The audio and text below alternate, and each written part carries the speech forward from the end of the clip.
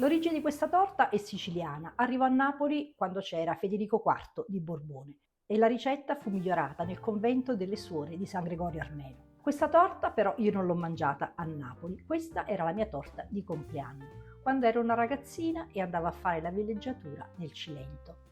In un paese che si chiama Santa Maria c'era una pasticceria, la pasticceria Pasqualina, non so se c'è ancora, ma il ricordo di questa torta è rimasto impresso nella mente. Una torta buonissima, dolce al punto giusto, senza crema, quindi anche molto fresca per l'estate, con tanta mandorla, veramente molto buona. Questa torta io la conoscevo come torta pasqualina, però il suo vero nome è delizia alle mandorle.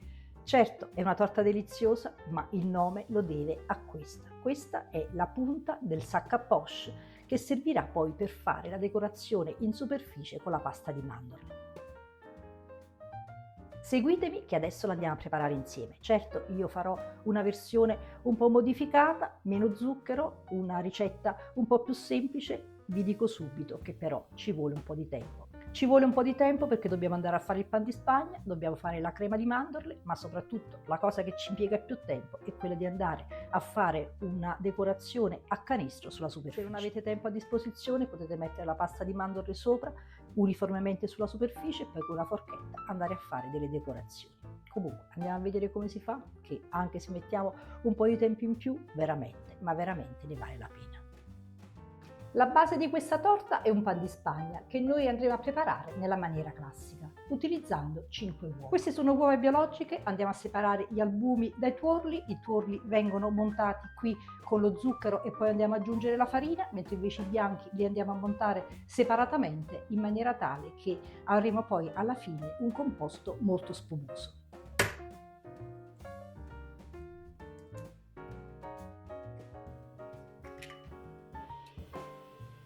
Ai tuorli andiamo a unire 5 cucchiai di zucchero, questo è zucchero bianco, e andiamoli a lavorare con la frusta finché non diventano bianchi e spumosi.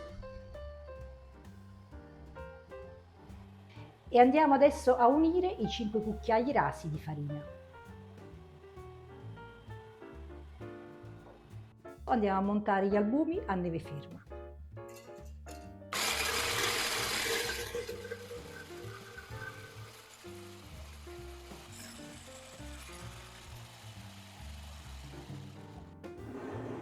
E andiamoli a unire al composto con le uova.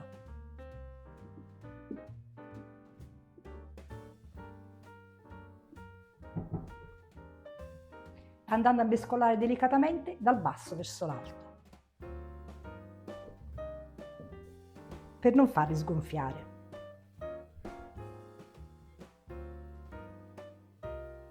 Andrò a utilizzare una teglia con il fondo rimovibile e dentro ci vado a mettere un foglio di carta da forno per non far attaccare.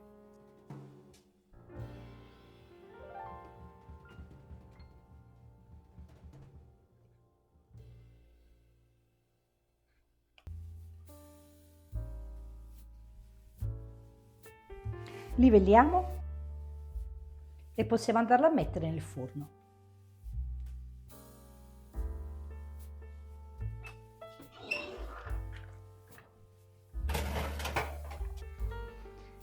Il pan di Spagna è pronto, ci accorgiamo che è cotto perché la superficie diventa un po' grinzosa. Possiamo anche fare la prova dello stecchino mettendo uno stuzzicadente all'interno del pan di Spagna e quando lo andiamo a estrarre deve essere perfettamente asciutto. Adesso questa la facciamo raffreddare. In questo mixer andiamo a mettere le mandorle e andiamole a polverizzare. Andiamo a fare una pasta di mandorle e parte di questa pasta ci servirà per coprire la torta e una parte invece la andremo a unire con della confettura di albicocche.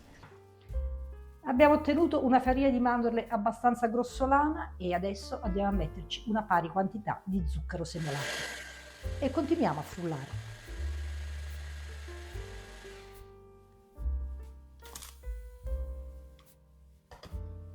Per 250 g di mandorle e 250 g di zucchero andiamo ad aggiungere circa 100 ml di acqua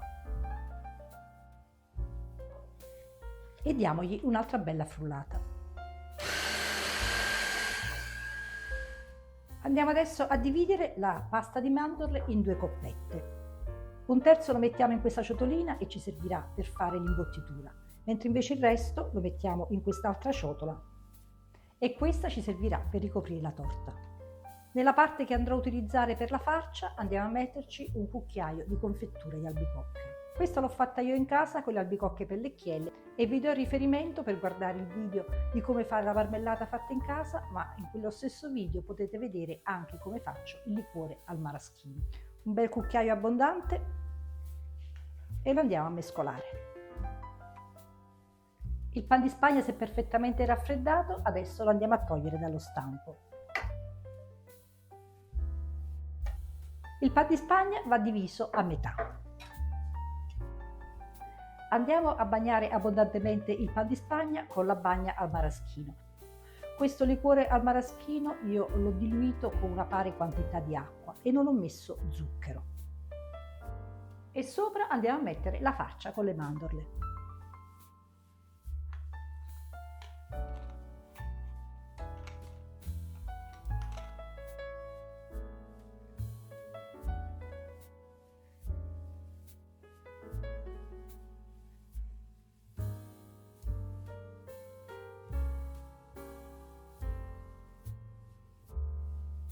E tante amarene. Bagniamo con il maraschino anche l'altro disco di pan di Spagna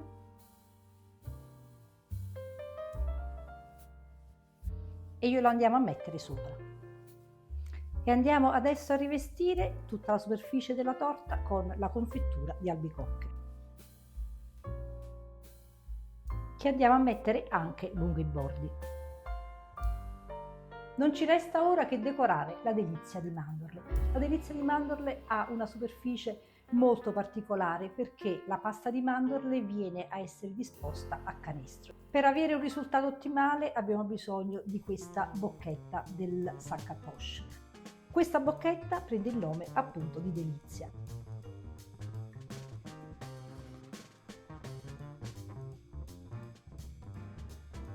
E questa è la pasta di mandorle alla quale abbiamo aggiunto un uovo.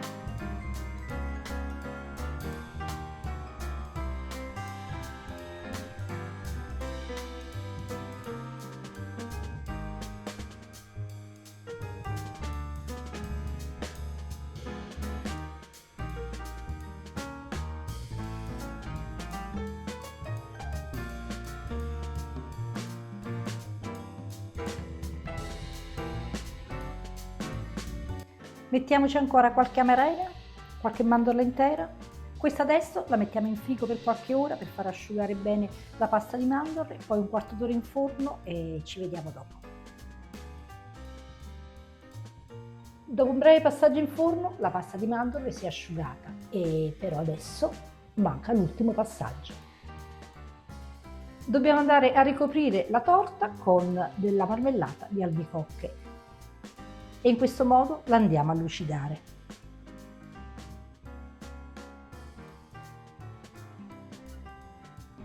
Una vera delizia.